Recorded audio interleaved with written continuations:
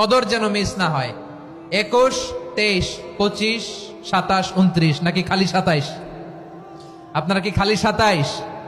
হ্যাঁ না, ফালতামিসু feel আশরিল আওয়াখিরি feel মিনাল ভিতরি, রমজানের শেষ দশকের বেজর রাতগুলোকে কদর হিসেবে তালাশ করো।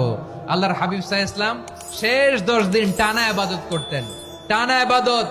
ইদা জাআল আশরু আহিয়াল লাইলা আইখাযা আহলা ওয়া জাদ্দা ওয়া শাদ্দাল মিজার, সারা রাত জেগে ইবাদতের নজির নবীজির নাই, শুধু রমজানের শেষ দশক ছাড়া। সুবহানাল্লাহ বলেন। নিজেও ঘুমাতেন না, ফাতেমা রাদিয়াল্লাহু তাআলা আনহু, আলী রাদিয়াল্লাহু তাআলা আনহু কাউকে ঘুমাতে দিতেন না, সবাইকে জাগিয়ে তুলতেন। আমরা সারা রাত জেগে ইবাদত করব, রাজি আছেন তো?